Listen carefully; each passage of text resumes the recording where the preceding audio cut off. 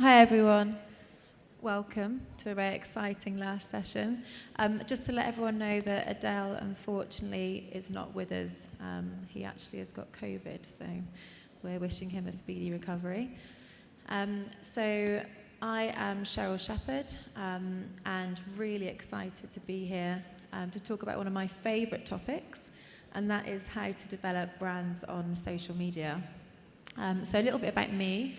I am the CMO and a partner at TGP International. We're a 360-degree agency. We've launched over 100 restaurant brands and food halls all around the world.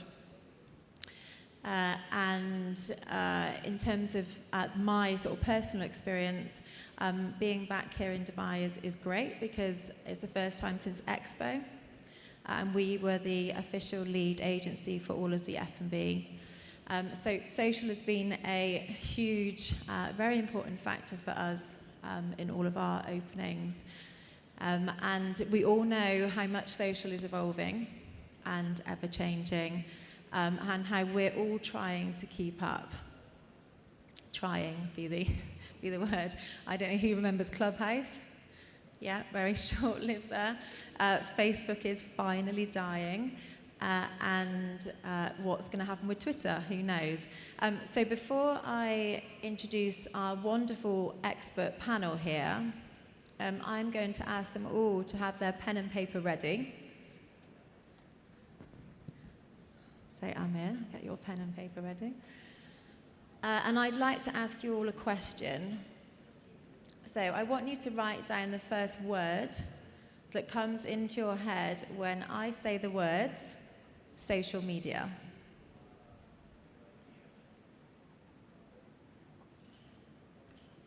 Okay, I can see Shatila's done. So very quickly. Right, delighted to introduce Shatil, who was sat on the end of our panel there. So Shatil is the brand manager for Pickle, a very successful homegrown brand here in the UAE. I'm sure you're all very familiar with their burgers. If you're not, you should try. And Shatil, what did you write down and why? I don't know if this works. Probably does. So the word I've written is memes. And the reason I've written that is that's something that we do quite a lot of, humorous content. And it's one of the most difficult things to pull off as well. So that's something that's on top of my mind every day to create. So that's the first thing that came to my mind. Awesome, thank you. And then sitting next to Shatil, we have Mandeep. Mandeep is the marketing manager for Mr. Baker. Mr. Baker, if you're not familiar with them, they have 22 locations here in the UAE and are a homegrown brand. And if you have a sweet tooth or you have children, I'm sure you're very familiar. So what did you write down, Mandeep? I wrote down customer because I feel that's where our customer is. So on social media, that's where my customer is looking for me today. He's not looking for me in a lot of places, but surely on social media. So that's what I wrote, customer. Wonderful, thank you. I think everyone would agree with that. Okay, so then we have Ketki. So Ketki is head of marketing for Jollibee, a huge global brand, 1,700 locations, I've been told, but I've not been to them yet, being a vegetarian. And so also previously head of marketing at Nando's in the UAE, so a huge amount of experience. So what did you write down, Ketki? So the first thing that comes to mind is trends. What would we do without TikTok and Instagram Reels if it is not trends? So that's what comes to my mind. Great, thank you. And Amir, Amir is, he manages 1,000 Baskin Robbins, again another huge global brand, and another 5 brands across 7 countries here in the GCC. So Amir, what did you write? So we just heard 3 positive answers, and I think I will go for a negative one. So I just wrote pandemic, looking at the imperative role that social media has played during the pandemic. I was lucky enough to work for Americana for almost 14 years. And I joined Galadari just 2 weeks before the pandemic, and I have to be locked down for 6 months. We managed to turn around and achieve a very good results for Galadari Food and Beverage during the pandemic, capitalizing on social media and our social channels. Great, thank you. Okay, so I know it's the last session of the day and everyone probably wants to try and beat the traffic, although that's pretty impossible here in Dubai. So we're going to, each section that we cover, we're actually going to be doing a quick fire question at the beginning. So our panelists have an agree or disagree card, and they will hold that up based on the statement that I say, and then we'll deep dive into their answers. So the first thing we're going to be talking about is social platforms. And the statement I'd like you to agree or disagree with is TikTok is now the most important social media platform. I can see you all looking at one another. Okay, and I knew this would divide opinions a little bit. So, okay, Sheetal, let's start with you. What do you think then are the most important platforms for a brand to focus on? I don't think there's a single platform that's the most important. Based on your brand and what your priorities are, you will always have different platforms that you need to be on. And for any brand, you need to be on a combination of platforms. So in this region, I'd say Facebook and Instagram is still the most important because that's where our audience base is. If you want to grow, it's where TikTok. If you want to build a brand tone of voice, Twitter. If you want to build a brand story, it's YouTube. And you want to stay top of mind, it's Snapchat. You want to talk about people, that's LinkedIn. So it depends on what your strategy is and where your priorities are at the end of the day. Okay, so I'm going to ask you for Pickle, what platforms do you use? We use Facebook, Instagram, TikTok, Twitter, YouTube, and LinkedIn quite a bit. Yeah. Okay, great. And Amir, I know you said Bahrain and Saudi when we discussed previously. They're slightly different in terms of the platform. So what additional ones would you focus on if you were marketing in that region? Yeah, so I think that it's different from brand to brand. Basically, it's all about what you are serving and what kind of target you are, audience you are targeting. So we can also see that it's different from market to market. So basically, we have seen YouTube is still growing in terms of followers, subscribers, and in different markets, while Facebook, it seems that it's still declining. We have seen, as Sheetal mentioned, yep, you have seen Snapchat is performing very well in markets like Saudi Arabia, like Bahrain. So I think it's different from market to market, and again, based on what audience you are targeting. Great, thank you. We are now going to move on to our second topic, which is how you build a brand on social, which I think everyone would love to know the answer to. So hopefully you guys are going to help provide some insights. So we're going to do our quick fire again. There's two this time. So the first one is, it's easy to build a brand on social media.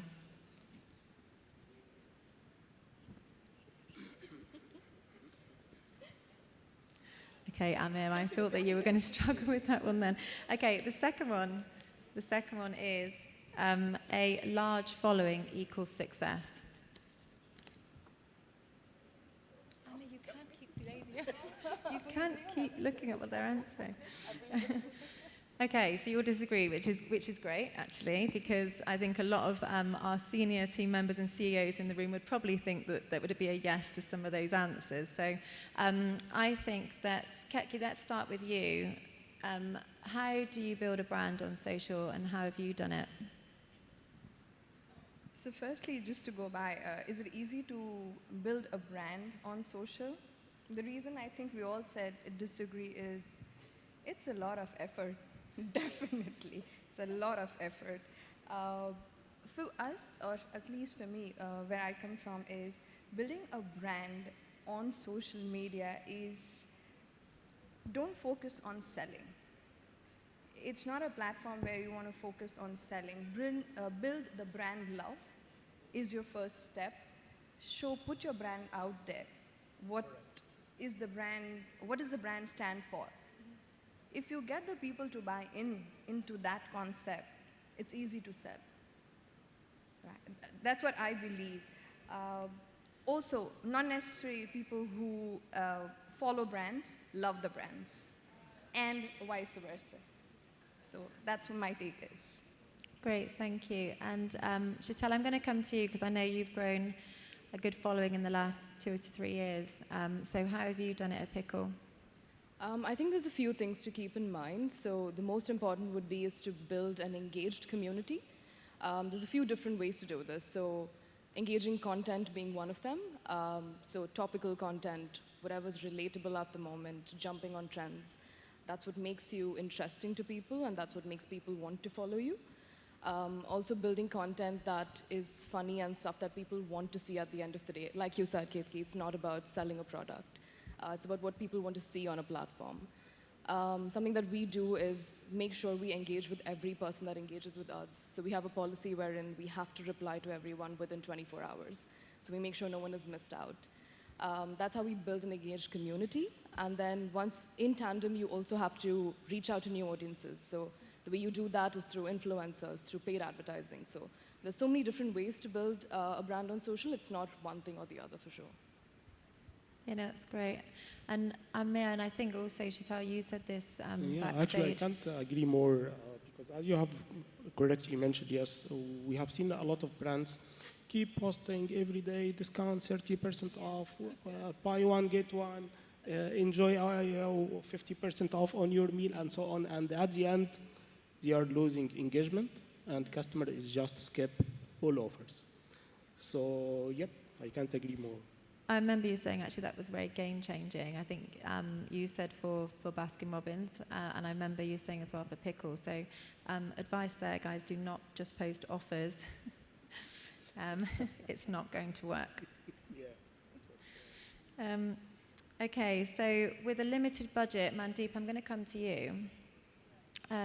If you have a limited budget, how do you make it, how do you spend that most effectively to build the brand? I think for brands, if you're talking about budget, if you have limited budgets, first thing you need to see is the content, like we said, why should they be following you? So that way you have to give them content that's equally interesting for them to be a part of your story. And the second thing is, I think, hustling. I know it sounds not so something that which we would do, but it can take you places. We've done work with influencers who we would be thinking would charge a lot of money, but when they bought into our story and we wanted to do something interesting with them, we were able to get them to do it actually at, even completely free. So I think it's about hustling, keeping your connections going, and also creating great content. So those are the two things you need to focus on if you want to spend less budget and not totally rely on paid budget. Great, thank you. I'm going to ask one question now, which, again, it would be great if we can get a wonderful answer for this. Is there a magic formula to go viral? I think we've all been asked, how do we go viral with our brand? How does that happen? So, Amir, go ahead.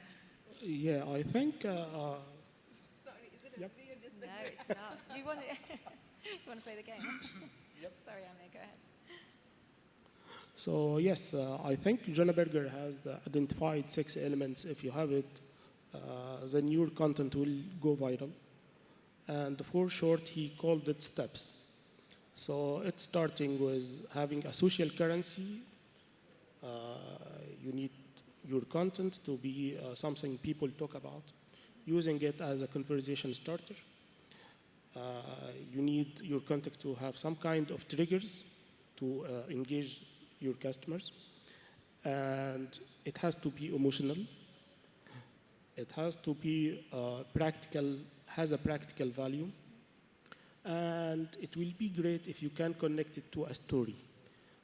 So if you manage to have these 6 elements, I assure you that your content will go viral. Oh, wonderful, thank you. Everyone heard that. Right, Ketki, I know you had an opinion on this as well. So a Stanford study in 2016 says that content created can go viral and the chances are 1 in a million. And that's not true today. That's absolutely last season. We are in a different world together, like completely different. Yes, definitely. So for me, content going viral has an element of luck. But having said that, definitely there has to be content which is created, which is engaging, relatable. That's basic. Like at least that has to be there, and then the luck plays a very big part. And also at the moment. So if we got on with something that's really got on with somebody else and we managed to catch it at the right time, yes. So I think timing is also very, very critical to that. There's no magic formula, sorry. We can't give it to you. Yeah, there isn't a formula. It's honestly, you're reliant on the algorithm gods, as they say. Like, TikTok's algorithm helps you to get viral easier than most other platforms. But at the end of the day, like, I've posted content that I thought would definitely go viral, and it has tanked completely. And I've posted content that I thought honestly wasn't great, and it's gone viral. So there's honestly not much you can do. Just make sure you're posting good content constantly, and then it's either a hit or a miss. That's it.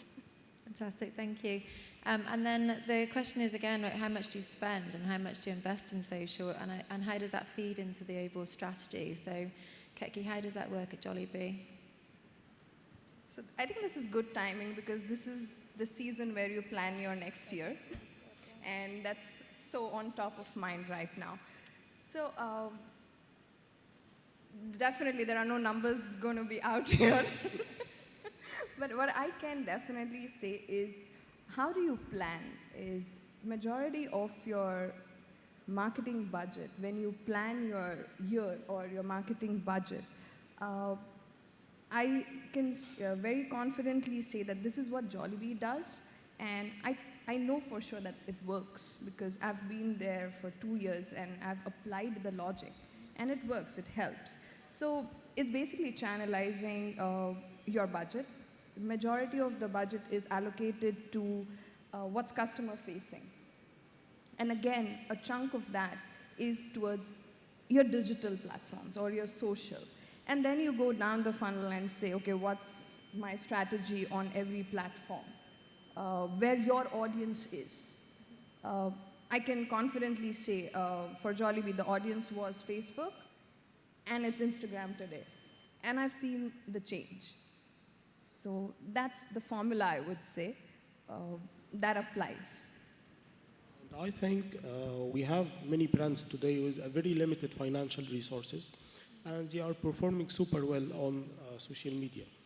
So it's How are you not doing that, only Amit? about budget. How? Yeah. So yeah, it's not only about how much you have. It's not only about financial resources. It's all about how you engage your customers. Okay, great, thank you. We're going to move on to influencers now. Everyone loves an influencer. So agree or disagree with these two statements. The first one is you always have to pay for influencers. Oh, Shatil, I feel that you were a little bit hesitant then. The second one is paid influencers are worth it. I know I did. No. I knew that you would say that. Actually, I was planning to do that because yes and no. Okay, so who would like to go first? And I was going to say, in terms of the most successful campaigns that you've ran, Mandeep, do you want to tell us about one of yours? First of, I think the agree and the disagree, I think, is more about paid influencers' work, if you know what to work with them, and also how committed they are. So there are a lot of influencers out there. We need to know what if it's going to work for your brand. So I think that's quite important to understand. One campaign which worked pretty well for us, and it was for this year, was with Women's Day. We worked with a leading media influencer. She worked with us to create cakes for women that she admired. So we actually worked with only one influencer, but then we were able to reach out to at least 15 or 20 of other influencers, which were big personalities in media, in business, in social content, and even in music. So that's how one influencer, because it was so customized, she was very invested in the whole project. She worked with us to design each cake, and the cakes went out from her and with the collaboration from us. So that was one way which actually I think the spend was what we got. The ROI that came out of it was like equivalent to 15 to 20 influencers from one person. So I think sometimes we need to be a little more, we have to think about how can you customize a solution for them? How can it be different from what we do than what others are doing? I think that is quite relevant. That could help other brands too. Yeah, no, absolutely. It sounds like a great campaign. I'm going to ask Keki actually before you Yeah, jump I in. just want to add here something. We did something really was amazing for Baskin Robbins. When we created a content on TikTok announcing our secret flavor. So we have not announced the flavor, and you cannot imagine. Many customers was visiting our branches asking, what is your secret flavor? So, yep, it was one of the most successful campaigns for Baskin. Thank you. Keki, I know you've done a couple of very exciting campaigns, so tell us about those. And also, actually, while you're saying this, include what the measures of success were for you as well. I think that's really important. So influencer campaigns are 2 influencer campaigns in 1 year. That's the rate at what I work with, influencers. The first one that I would like to talk about is, which happened last year. It's called the King Bee of the Ring. First major influencer campaign that was done by Jollibee. And in terms of, I'll just quickly jump to how do I measure success. Of course, we have our numbers in place. The ownership or Jollibee in Philippines wants to take the campaign global from UAE is a measurement of success. Well done. What did that do, and what is the strategy? So Jollibee has a unique challenge that we want to tackle. It has a perception issue. We want to go beyond Filipinos. Filipinos know what Jollibee is. I want the rest of the world to know what Jollibee is. We used Chris Fade, Preeti Malik, and did a very short stunt. How many spicy chicken joys can you eat in 3 minutes? Sounds very simple. It isn't. It definitely isn't. What did we do with that? The choice of influencers, I think was perfect for the region, what the brand wanted to achieve. We achieved that. Did we achieve numbers, sales? We did. In this country, about in an audience of about 10 million UAE nationals, I would say, residents, we reached about 4 million, and using only the correct influencers. So that's how I measure success. The product that which I was focusing on saw a jump of about 22% in terms of sales. In all parameters, I would say was a win-win. Yeah, it's fantastic. And you were sitting on the fence, so tell us the reason behind that. So how do you use influencers, I think, is very important. So I work with, I know this is a question later as well, but I work with an agency who handles our social media. They're called Space Oddity. Handles social media and the influencers, micro, macro, campaigns, everything. The reason I believe in this is the transparency and the same tone of voice. What macro and micro speak is very important. It's the same language, it's the same brand requirement. So definitely important. Going back to your question, how important is it? Very. Thank you. So do you pay? You don't pay for those micro influencers then? Is that what you're saying? Macro, no. Micro, macro, yes. Micro, no. Okay, great. There we go. We need to find out what those free micro influencers are then, don't we? Okay, and I'm going to ask a question, and I would like one of you to answer this, at least if you can. But we've talked about some successful campaigns. So when has it not worked? Who's going to be owning up to this? Go on, Shatil. Okay. I'm not going to say what hasn't worked or what has. What I say is in every campaign, you have different aspects of marketing, different channels that you activate. Not every channel works. not every part of your plan works. So sometimes a campaign can be successful, but certain things you've done in it hasn't been. And that's when you decide to pivot and move and change your direction, right? We've done a lot of successful campaigns. We've had really interesting products come out. Not many of you would know, but we launched a chicken tender puzzle, a jigsaw puzzle, which is a really wacky product. I wouldn't say the sales were phenomenal for it, but the engaged audience we had who bought the puzzle and completed it, which was a nearly impossible puzzle to do. So that's the kind of thing that we're also looking for. It's not always in terms of how much has a product sold. So when we think of the product, yes, it was successful because for us it was about entertaining people and showing a different side of Pickle, not just the products that you can consume, but the products that you can have fun with. And I think some campaigns like that aren't meant to just drive sales. They're just meant to have fun. So it really depends on the campaign. It depends on what channels you use. And Did you use influencers for that campaign as well? we didn't use influencers for it, but we luckily had influencers who bought the product and were interested in it and posted it on by themselves. So that worked brilliantly for us. Okay, and then I'm just going to ask you one more point on this, because I know as a homegrown brand, Yeah. was social the only platform that you used when you were launching Pickle? Yes, completely, yeah. Social was all we had. It was one store that opened in JLT, and social was all we did. It was actually just Instagram, to be fair, like not even a lot of different social platforms. Just Instagram and community building on the ground. That was it. Okay. Go on, Amir, I know you want to say something. And remember, today our customers are influencers. They are creating content for us. They are posting. They love the brand. They express their ideas. So it's all about how you engage them. You work with them to get the user-generated content to the next level. Go ahead. Just wanted to add one thing. When we talk about influencers or even social, that's what we've learned, I would say, doing 2 campaigns. Don't only focus on social or the influencers.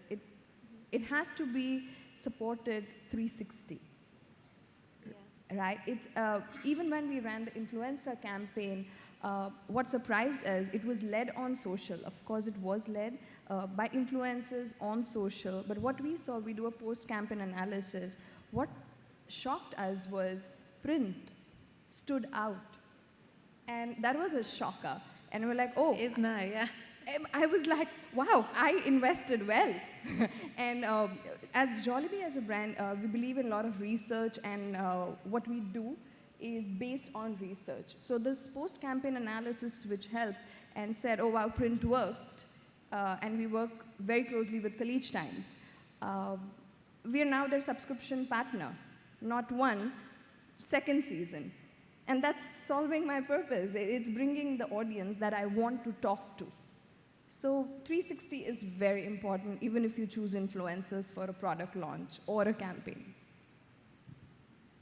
I'm going to talk now actually about what makes good content. I was going to ask a quick fire, but I'm not going to ask a quick fire on this because I feel like we've already answered some of it. So do we, in terms of special menu items and exclusives, do we need those in order to be successful on social? So are most of your campaigns driven around that? And I guess what's your most successful campaign been? Let's go to Mandeep, let's go to you.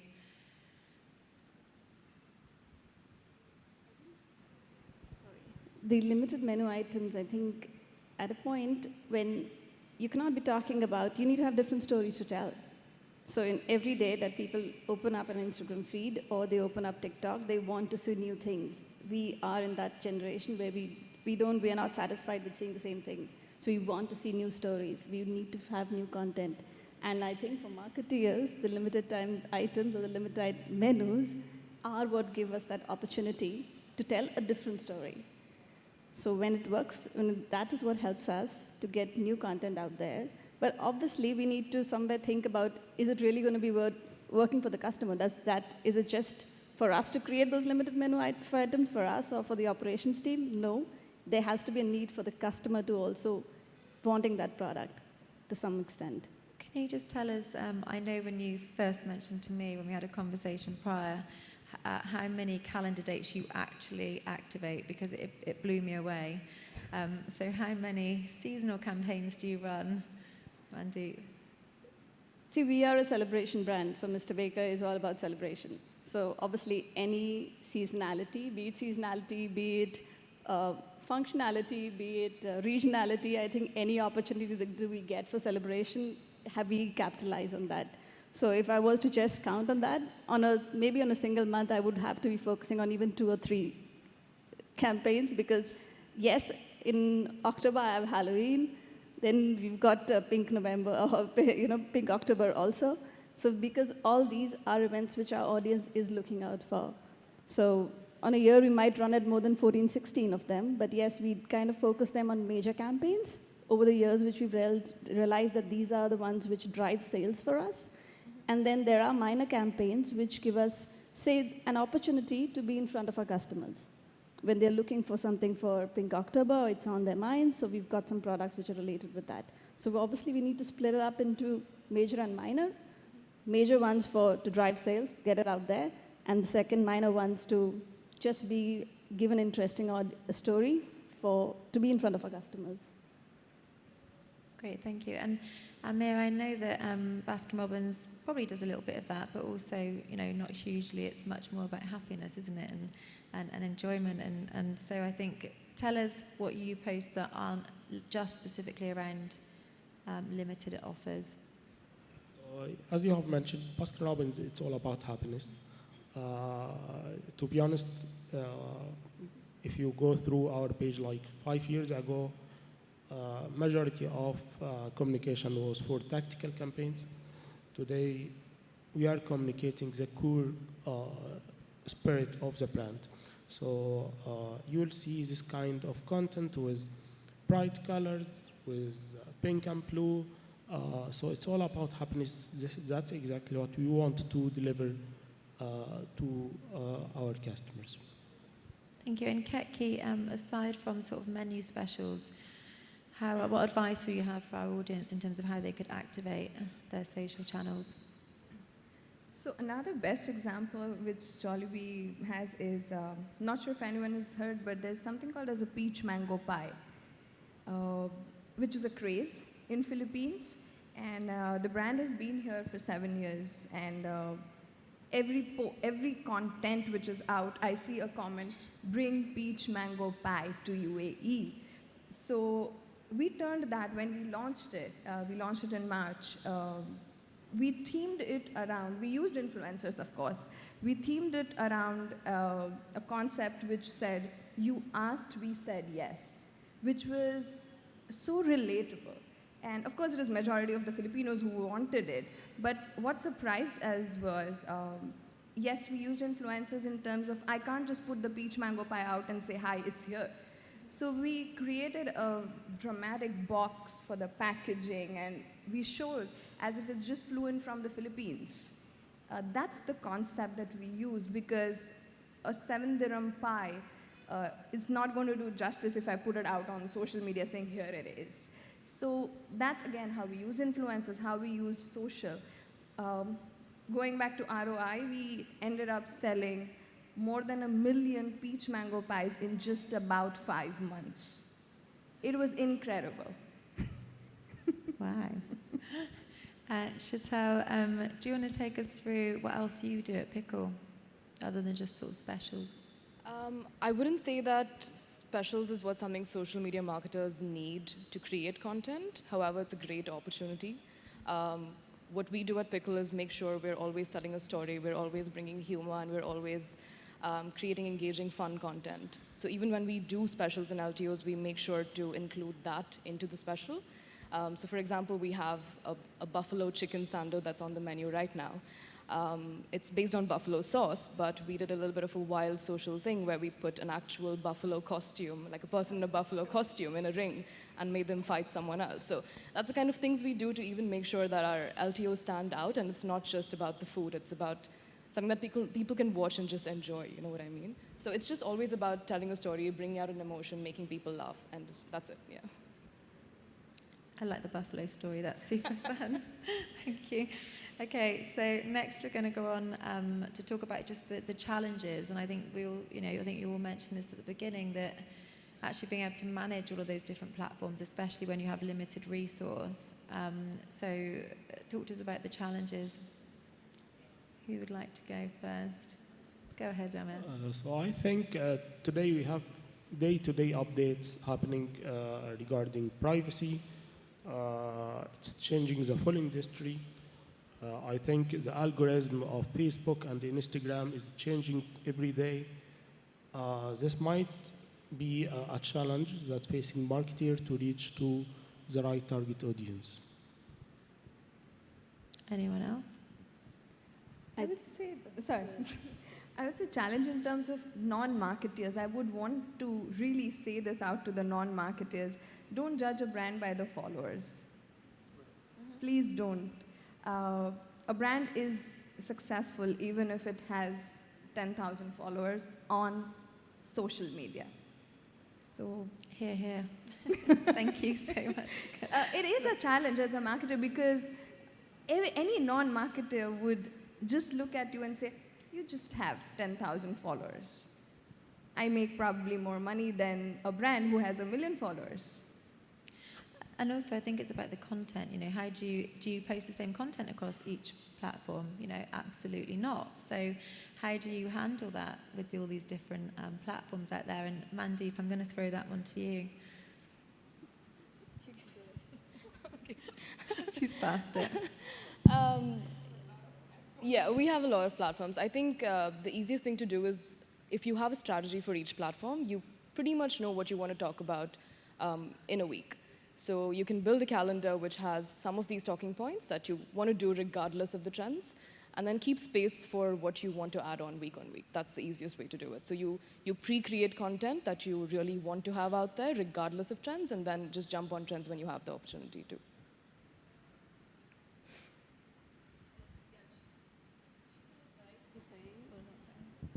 Yeah, Sheetal is right in saying that yes, like content has to be according to your brand. There's no tailored approach that what can work with Jollibee is going to work for Mr. Baker, is going to work for Pickle. So it's each brand, that's where they have the individuality, and that needs to showcase in content.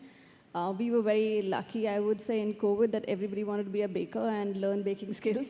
So they really enjoy cake making videos and cake decorating videos. So we've kind of kept on with that. So I think that really is good content. And then on social, people like to see what others are doing, especially in their parties and on their birthdays. I think that's very important. So that really helps us because we are like, okay, you got your birthday cake and now you can tell us about how it was.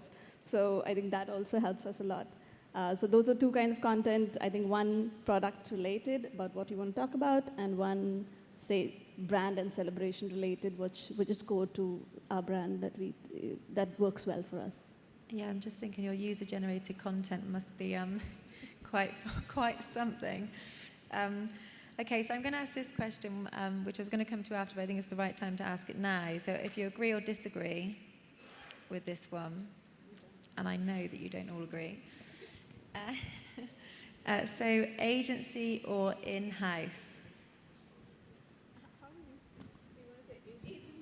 Okay, so agency wins every time. Oh, we have a split panel. Okay. Oh, actually, I know this divide. Is this the global brands on the left side and the local homegrown brands on the right?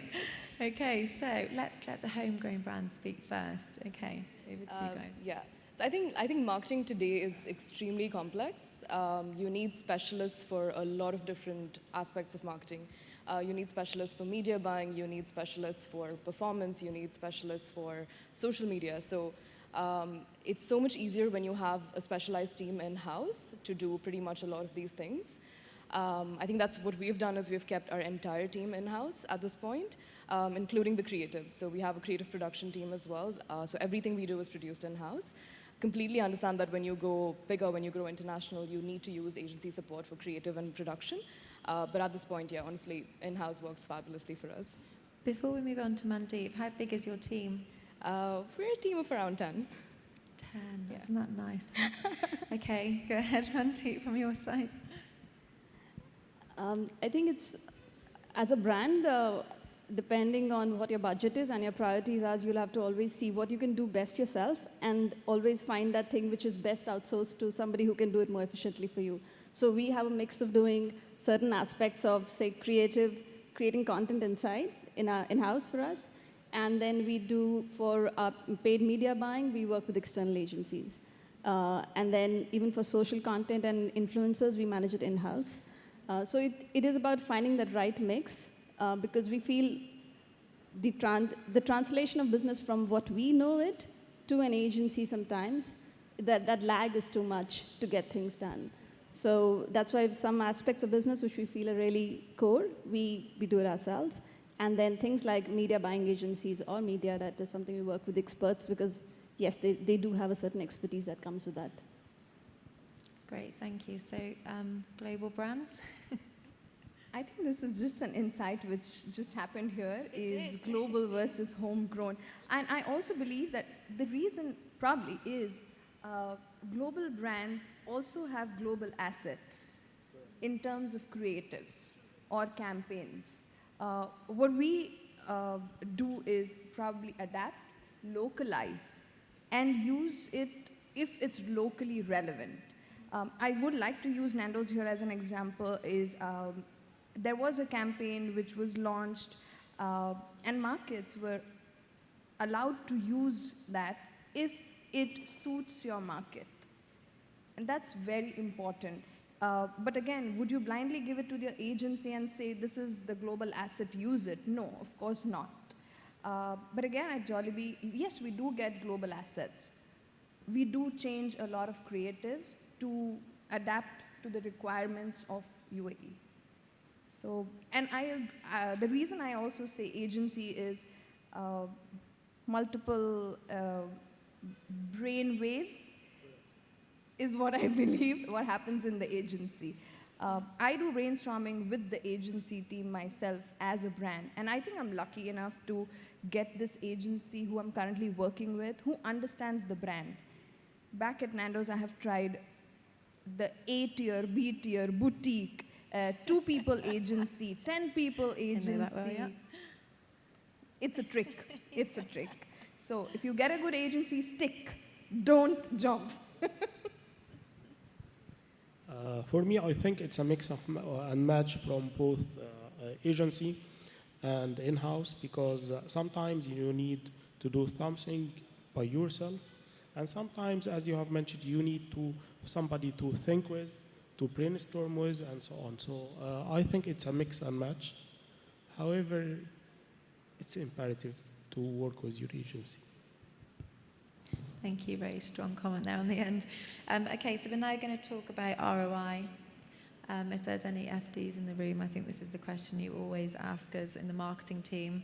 How do we prove all that money that we're spending? So I'm going to actually ask 2 quick-fire statements here. So the first one is, social provides a good ROI. Do you agree or disagree? Oh, you can't do that, Anna. I told you can't do that. And the second one is, I know social generates sales for us. Oh, no conferring, no conferring. Amit, don't look at what everyone else is saying. I agree. Okay. So how do you all prove it to your FD? And who would like to start? Amir? We don't have anybody from finance here, correct? There are business owners. So it's basically based on the type of campaign you are running. So if we are running some kind of tactical campaign, a conversion campaign, it's super easy to prove this to your finance. Now we will come to the hard part, which is if you are running some kind of branding campaign, it will be a disaster. Thank you. Ketki? How do you prove ROI? It depends on what your objective is. So the way we split is conversion comes second, but for what comes first is awareness. Again, as a brand requirement. If someone questions me on ROI, is what was my objective? Even if I ran a campaign, or even if it's a post for that matter, which I'm boosting, and someone would ask me, why are you spending X amount? I would say my awareness was my objective. and this is the click-through rate, this is what I reached, this many audience is what I reached. Did I get to those numbers? I did. That's my ROI. But did it drive conversions? But that's my conversion campaign, right? Completely depends on what your objective is. But as a brand, we believe in down the funnel approach, which is awareness, consideration, conversion, and retention, which is a very marketing lingo, but it's very important. So don't just blindly go and show an ad to the audience who doesn't know about your brand. Even if I show them you get 2 pieces chicken and fries at 15 dirhams, but who are you as a brand? So I would show an awareness ad. I make sure that someone's seen what the brand is talking about, and then I'll say, now go buy. That's the whole logic. And I think that gives you a better ROI. Yeah, I think, taking customers through the sales funnel, I mean, that's our job, isn't it? That's what we do. That's what we strive to do. Mandeep?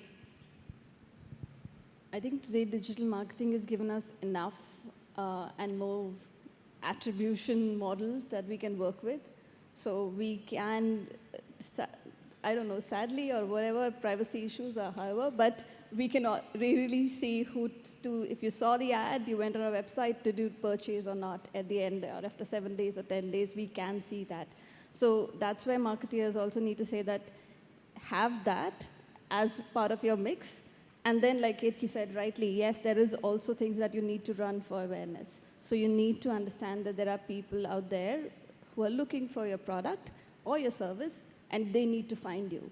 So for us as a brand, as an example, SEO and spends on Google searches are very important, because it is in the middle of the night, somebody thinks, oh, I have that birthday tomorrow and I forgot to order a cake. So we have so many of such customers. And that time when he's looking for it, we need to be there.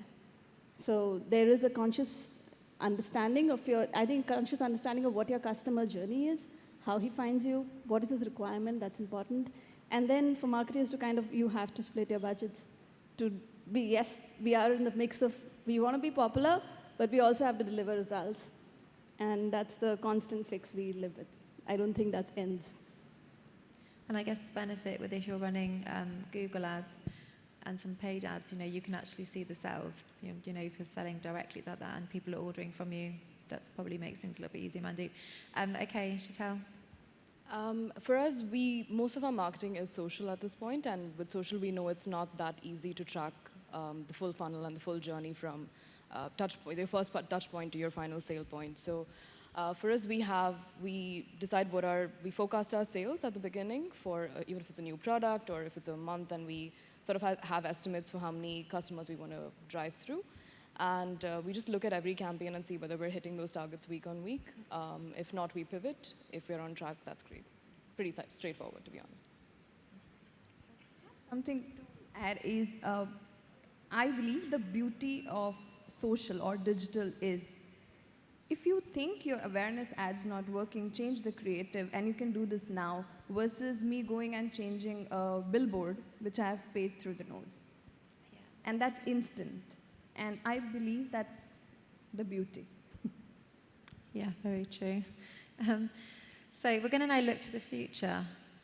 So looking to the future, obviously everyone's talking the buzzwords. We know metaverse, Web3, all of that.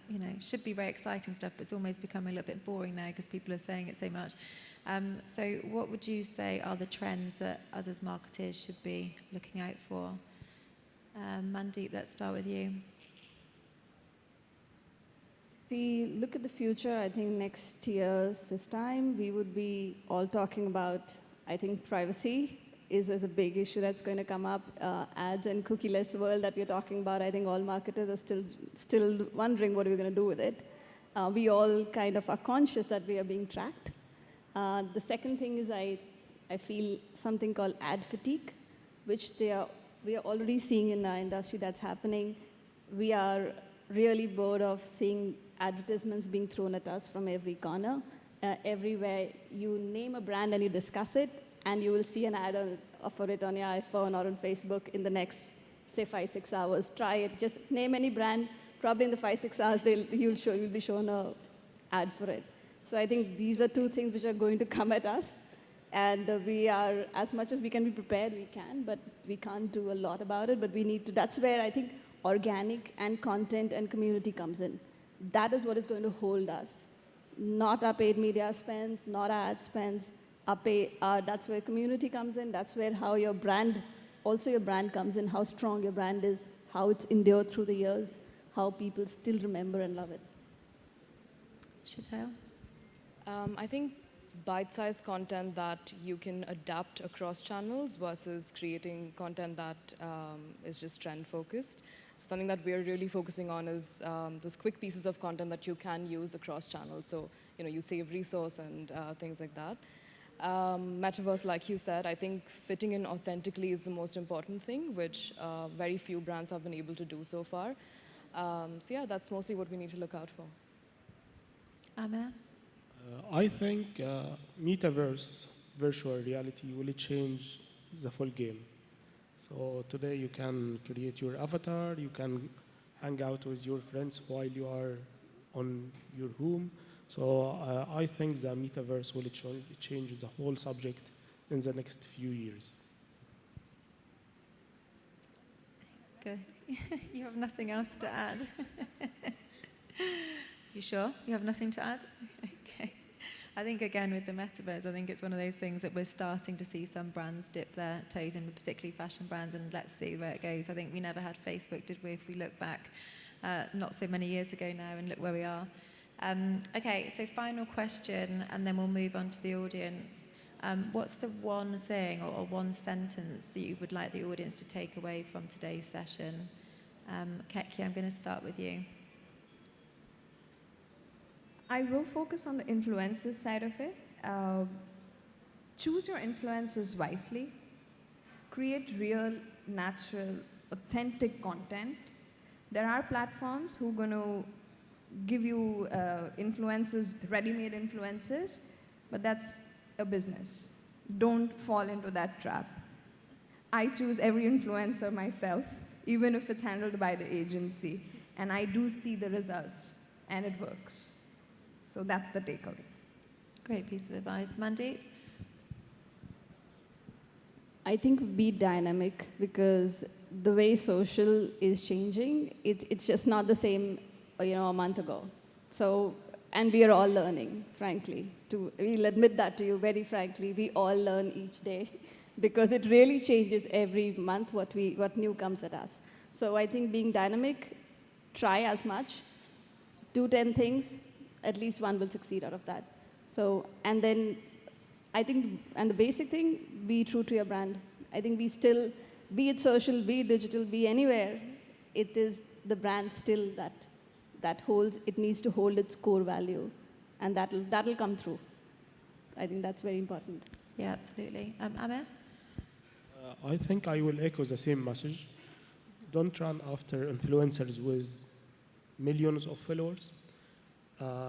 Pick who is related to your brand and who can deliver your brand message. Thank you. Chantal? I would say have fun on social media. If a piece of content doesn't entertain you, don't post it. Oh, I love that. Right, thank you all so much. Have we got any questions from the audience? Okay, we've got someone, we've got a few actually. Okay, where's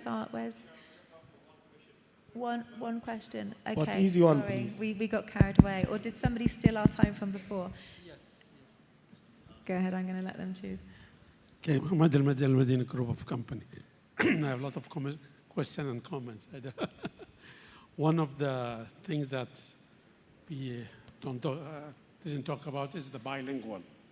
Yes, maybe Dubai, you can go with English, but I think Saudi, Qatar, Kuwait, maybe to some other countries, I think you need to have the Arabic.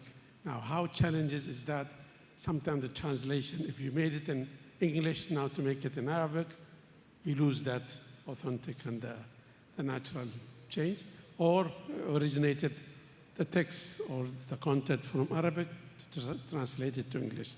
That's one challenge. One thing about which I need to comment about the localizing the campaign. one thing which we really had a big problem here when our main Charlies in US, they did one post by having a race of throwing the sandwich as far as they can. And that was a big thing. Maybe in America, we told them, please remove it from your site, because a lot of our, they go and they see it. That's an insult in the culture of the Middle East, to throw food. And so this is one thing, a localized versus global thing that I like to talk about. And one last one is a challenge to my, always the marketing and media, the social media. What is it for me? I mean, it's not, okay, I gave you budget, limited or not limited. What's the return? I cannot measure, and still they cannot give me the numbers or the measurement of how successful that post, that platform, the social media were in matter of, you mentioned about the followers, you mentioned about the turnover. So what is that factor? What's the KPI that I can use for the social media evaluation? What benefit it gave to me? Great, thank you. You've given us a lot of questions there. So I'm at the first part, let's take that. So in terms of the bilingual and the cultural side of it and localizing, I think, Amir, if you want to take that.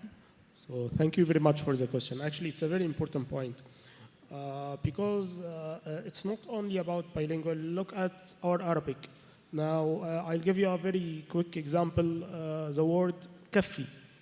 It's in Syrian language. It means go on, complete. In Arabic, in Egyptian Arabic, it means stop. So you have to localize. And the good thing is that we have in Galadari that we have agency in Omani market, another agency in Bahrain market, another agency in different markets. And it's not only that. We have a committee in the company reviewing every single post. It's a headache, correct, Ahmed? But at the end, it helps us. One thing to add is don't ever Google Translate. Don't ever. We've learned from this. Yeah, there are copywriters, and they are copywriters for a reason and not translators. So I think that solves the aspect.